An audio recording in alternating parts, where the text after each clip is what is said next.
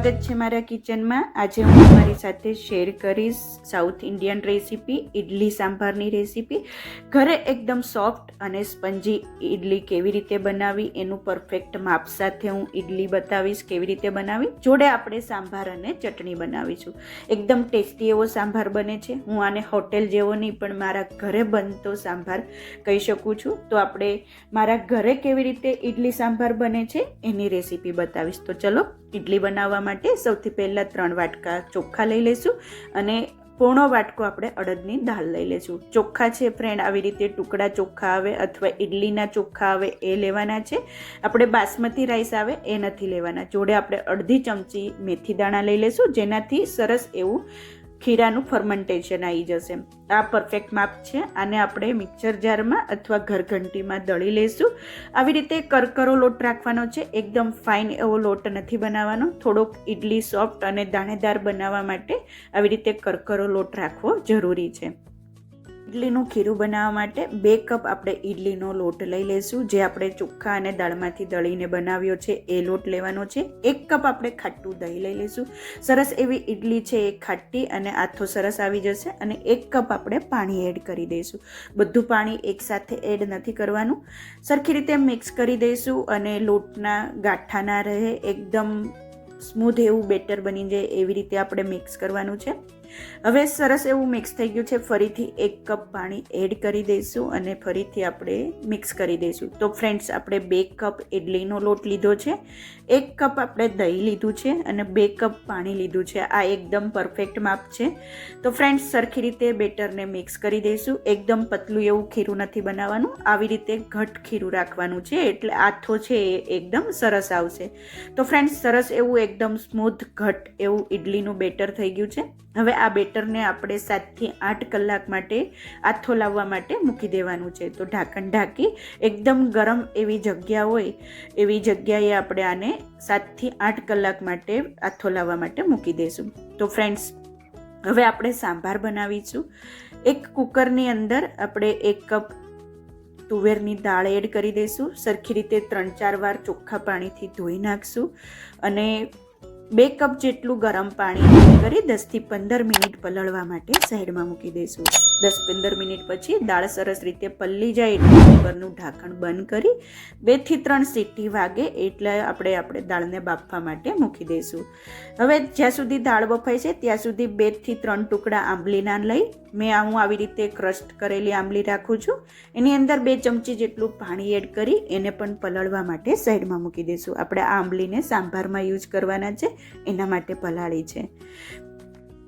Friends હવે આપણે ઇડલી જોડે ખાવા માટેની ચટણી બનાવી લઈશું। એક પેનની અંદર 1 ચમચી તેલ એડ કરી દઈશું, અડધી ચમચી રાઈ, અડધી ચમચી અડદની દાળ એડ કરી દઈશું, 5 થી 6 મીઠા લીમડાના પાન એડ કરી દઈશું, 1/4 ટીસ્પૂન જેટલી હિંગ અને 1 ડુંગળી એને આવી રીતે મોટા મોટા કટ કરી એડ કરી દઈશું, 1 લાલ મરચું એડ કરી દઈશું। સરખી રીતે મિક્સ કરી ડુંગળીને આપણે સતલાવા દઈશું।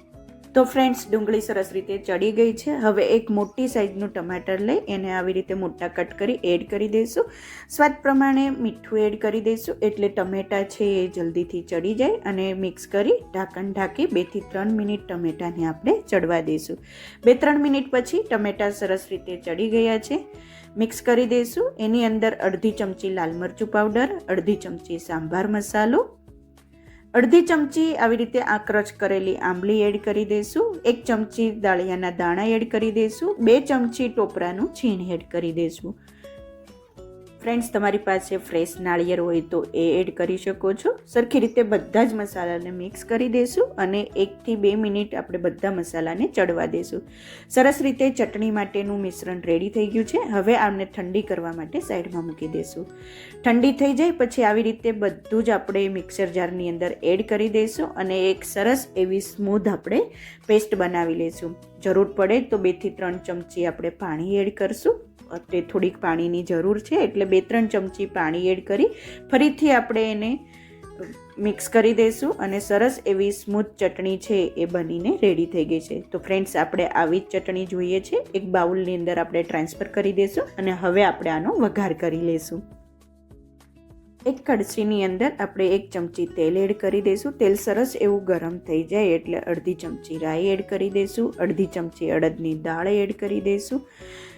અડધી ચમચી જેટલી હિંગ એડ કરી દઈશું. 5 થી 6 મીઠા લીમડાના પાન એડ કરી દઈશું. એક ટુકડો આપણે લાલ મરચું, સુક્કલ મરચું આવે એ એડ કરી ચટણીની અંદર એડ કરી દઈશું. તો ફ્રેન્ડ્સ, આ આપણે ઢોસા, ઇડલી, મેંદુવડા કોઈ પણ જોડે તમે આ ચટણી ખાઈ શકો છો. સરસ એવી ચટણી રેડી થઈ ગઈ છે. મિક્સ કરી દઈશું અને આ ચટણીને હવે આપણે સાઈડમાં મૂકી દઈશું. તો ફ્રેન્ડ્સ, આપણે ઇડલી, સાંભાર, ઢોસા, મેંદુવડા જોડે ખવાય એવી આપણે ટમેટા ડુંગળીની ચટણી બનાવીને રેડી કરી દીધી છે. તો ફ્રેન્ડ્સ, એકદમ પરફેક્ટ એવી જો તમે જોઈ શકો છો કે સરસ એવી ચટણી બની ગઈ છે. ફ્રેન્ડ્સ, હવે આપણે સાંભાર બનાવી લઈએ. એક કડાઈની અંદર 2 ચમચી તેલ એડ કરી દઈશું. તેલ સરખી રીતે ગરમ થઈ જાય એટલે અડધી ચમચી રાઈ, અડધી ચમચી અડદની દાળ, 1 લીલું મરચું કટ કરીને એડ કરી દઈશું. 5 થી 6 મીઠા લીમડાના પાન એડ કરી દઈશું. 1 લાલ મરચાંનો કટકો એડ કરી દઈશું. 1 ડુંગળીના આવી રીતે ચોરસ કટકા કરીને એડ કરી દઈશું. બજારમાં તમે જે સાંભાર ખાતા હોય છે એમાં ડુંગળી અને શાકભાજીના પીસીસ આવતા હોય છે, એટલા માટે મોટા કટ રાખ્યા છે. હવે 3 મોટા ટમેટાને લઈ એને પણ આવી રીતે મોટા મોટા કટ કરી એડ કરી દઈશું. ટમેટાથી સાંભારનો ટેસ્ટ ખૂબ સરસ એવો આવશે. સ્વાદ પ્રમાણે મીઠું એડ કરી દઈએ એટલે ટમેટા છે એ જલ્દીથી ચડી જાય. સરખી રીતે મિક્સ કરી ઢાંકણ ઢાંકી 2 થી 3 મિનિટ ટમેટાને આપણે ચડવા દઈશું. 2-3 મિનિટ પછી ચેક કરીએ તો ટમેટા છે એ સરસ રીતે ચડી ગયા છે. હવે આની અંદર આપણે કેટલાક શાકભાજી એડ કરવાના છે. તમારી પાસે જે અવેલેબલ હોય એ એડ કરવાના. મેં અહીંયા દૂધી, સરગવો, ગાજર, બટેટા, ફણસી અને ડુંગળી લીધી છે. એને આવી રીતે ચોરસ કટ કરી લીધા છે. 2 ચમચી જેટલી દૂધી એડ કરી દઈશું. 5 થી 6 ટુકડા સરગવાના એડ કરશું. 2 ચમચી જેટલા આપણે ગાજરના પીસીસ, 1 મીડિયમ સાઇઝનો બટેટાના પીસીસ, 2 ચમચી જેટલી ઝીણી સમારેલી ફણસી એડ કરી દઈશું. અને આ ડુંગળીને આપણે હજી છેલ્લે એડ કરશું. સરખી રીતે બધા જ શાકભાજીને મિક્સ કરી દઈશું અને હવે એની અંદર આપણે મસાલા કરી લઈએ. 2 ચમચી ભરીને આપણે સાંભાર મસાલો એડ કરશું. આપણે બીજા કોઈ મસાલા એડ નથી કરવાના અને સાંભાર મસાલાથી જ ટેસ્ટ સારો આવશે. સરખી રીતે શાકભાજીને ચડવા દઈશું. 2-3 મિનિટ પછી ચેક કરીએ તો બધા શાકભાજી ચડી ગયા છે અને હવે એની અંદર આપણે 2 કપ ભરીને પાણી એડ કરી દઈશું. સરખી રીતે મિક્સ કરી દઈશું. ફરીથી 2 થી 3 મિનિટ આપણે ચડવા દઈશું અને હવે આની અંદર આપણે અડધી ડુંગળીને જેટલા આપણે પીસીસ એડ કરી દઈશું. બીજી બાજુ આપણે ચેક કરીએ તો દાળ પણ સરસ એવી બફાઈ ગઈ છે. વિસ્કરની મદદથી આપણે મિક્સ કરી દઈશું. એકદમ એક રસ બની જાય એવી રીતે દાળને આપણે મિક્સ કરી દઈશું. આપણે આમાં બ્લેન્ડર નથી ફેરવવાનું. હવે દાળને આપણે સાંભારની અંદર એડ કરી દઈશું. એ જ કુકરની અંદર 1 કપ જેટલું પાણી એડ કરી આપણે બધું જ આપણે સાંભારની અંદર એડ કરી દઈશું. સ્વાદ પ્રમાણે મીઠું એડ કરી દઈશું. ફરીથી 1 ચમચી જેટલો સાંભાર મસાલો એડ કરી દઈશું. મિક્સ કરી 5 થી 7 મિનિટ આપણે આ સાંભારને કૂક થવા દઈશું. ગેસની ફ્લેમ ધીમી રાખશું. 5 થી 7 મિનિટ ધીમા ગેસે ચડવા દઈશું. સરસ એવો સાંભાર ચડી ગયો છે. હવે એની અંદર જે આપણે આંબલી પલાળીને રાખી હતી એ એડ કરી દઈશું. અડધી ચમચી લાલ મરચું પાવડર એડ કરી દઈશું.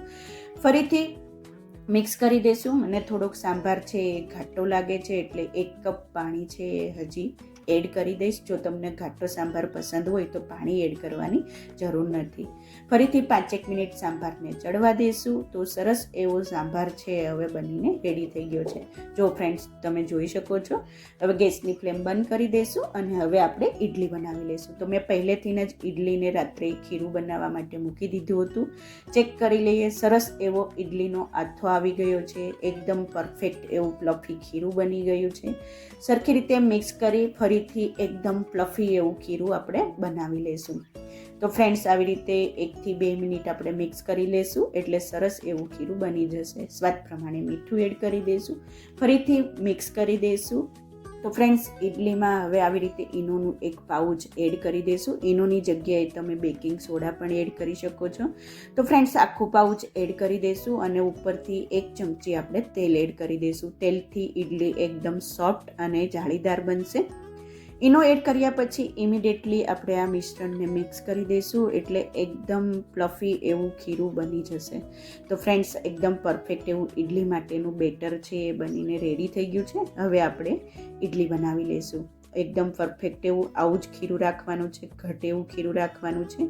હવે ઇડલીની આવી પ્લેટ લઈ એમાં આપણે તેલ લગાડી દઈશું અને ઇડલીને 1-2 મિનિટ ગરમ કરવા માટે ઢોકળિયામાં મૂકી દઈશું. હવે આવી રીતે ઇડલીનું બેટર છે ઇડલીની પ્લેટની અંદર એડ કરી દઈશું. ઢાંકણ ઢાંકી 10થી 12 મિનિટ ઇડલીને આપણે સ્ટીમ થવા માટે મૂકી દઈશું. ગેસની ફ્લેમ એકદમ ફાસ્ટ રાખવાની છે. 10 મિનિટ પછી ચેક કરીએ. ઇડલી સરસ એવી બનીને રેડી થઈ ગઈ છે. સ્ટીમરમાંથી ઇડલીને બહાર કાઢી લઈશું અને 1 બાય 1 બધી જ ઇડલીને આપણે આવી રીતે બનાવી લઈશું. તો ફ્રેન્ડ્સ, જો તમે જોઈ શકો છો કે એકદમ સ્પંજી, સોફ્ટ અને મોઢામાં મૂકતા જ ગળી જાય એવી જાળીદાર ઇડલી બનીને રેડી થઈ ગઈ છે. તો ફ્રેન્ડ્સ, જો તમે આવી રીતે ઇડલી બનાવતી વખતે માપ, સ્ટીમરનો ટાઈમ અને ગેસની ફ્લેમનું ધ્યાન રાખશો તો ઇડલી છે એકદમ સરસ એવી બનશે. ઇડલીને લોંગ ટાઈમ 2 થી 3 કલાક માટે ગરમ રાખવા માટે આવી રીતે એક ડબ્બાની અંદર કપડું મૂકી ગરમ ગરમ ઇડલીને પેક કરી દેશો એટલે ઇડલી છે એ લોંગ ટાઈમ માટે ગરમ રહેશે. તો ફ્રેન્ડ્સ, હવે ઇડલી, સાંભાર અને ચટણી બનીને રેડી થઈ ગયા છે. આપણે એને સર્વ કરી દઈશું. અને ફ્રેન્ડ્સ, જો તમને મારી આ ઇડલીની રેસીપી એકદમ સોફ્ટ, સ્પંજી, જાળીદાર ઇડલી કેવી રીતે બનાવી એની રેસીપી, હોટલ કરતાં પણ ટેસ્ટી એવો સાંભારની રેસીપી અને ઢોસા, મેંદુવડા, ઇડલી, સાંભાર જોડે ખાઈ શકાય એવી કાંદા અને ટમેટાની ચટણીની રેસીપી કેવી લાગી મને ચોક્કસથી જણાવજો. અને જો તમને મારી આ રેસીપી પસંદ આવી હોય તો પ્લીઝ મારી ચેનલને લાઈક કરજો, સબસ્ક્રાઈબ કરજો, તમારા ફ્રેન્ડ્સ અને ફેમિલી સાથે શેર કરજો અને બાજુમાં રહેલા બેલ બટનને પ્રેસ કરી દેજો જેથી તમને મારી નવી નવી રેસીપીઓનું નોટિફિકેશન મળતું રહે. Thank you for watching. ફરીથી મળીએ એક નવી રેસીપી સાથે. ત્યાં સુધી બાય.